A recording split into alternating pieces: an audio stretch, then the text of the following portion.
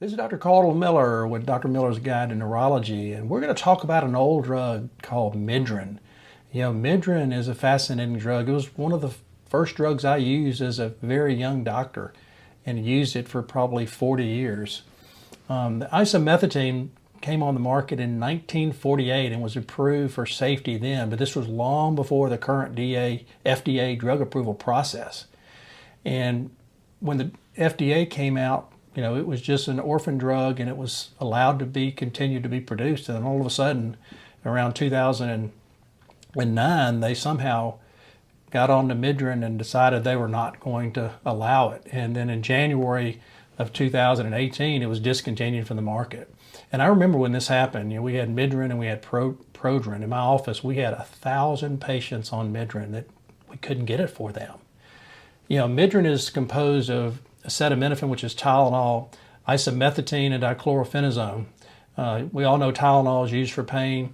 Isomethylene constricts the blood vessels like we see in migraines. There's vasodilatation, and it helps constrict the blood vessels. And dichlorphenazone is just sedating. So this combination worked really well, and it was really mild. And I always told people it was like a step between plain Tylenol and a narcotic, or a step between Tylenol and a triptan. And these are just great drugs. The drugs just ran out. All the generic companies just quit making it, and patients were just in panic mode.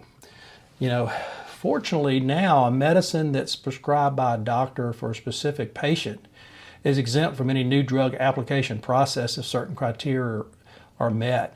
It must be prepared by a compounding pharmacy, and it can't contain any ingredient that's been discontinued by the FDA for safety issues. And none of these three ingredients have been discontinued because of safety issues.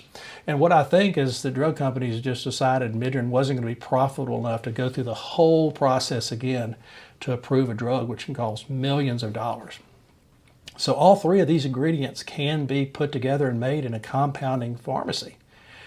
So I would encourage you, if you are looking for Midrin, to contact compounding pharmacies and get them to make it for you. As of right now, it's about $2 a pill from a compounding pharmacy, worth every dime. And our patients will buy 10 and see if it works for them. It's $20, which is about as much of a copay of a lot of other drugs. You take 2 immediately. You can take 1 in 30 minutes, 1 every hour, up to 5. No more than 5 in a day or 10 in a week.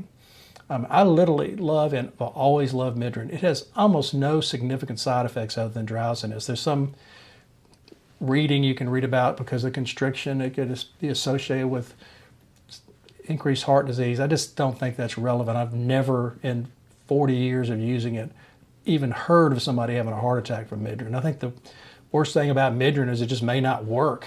And then the second worst thing is you just can't get it. Certainly worth a try. I tell people that have sort of mixed headaches and maybe a triptan works and they don't want to take them all the time, or maybe Nurtec works, Ravo works, and maybe they don't really like the way those things make them feel so much, but they do work. Get some Midrin and take Midrin for the minor headaches and see if you can beat away one of these big migraines and prevent one of these big migraines. So Midrin is something worth thinking about, and I would certainly try to get this and contact your compounding pharmacy. If you have trouble, just email me and I will let you know where we get it from. So that's Midrin, and we're going to continue this series, just about finished on headaches, and continue this series on neurology and what we do in a private practice. So subscribe to my channel, like my channel, comment, and more later.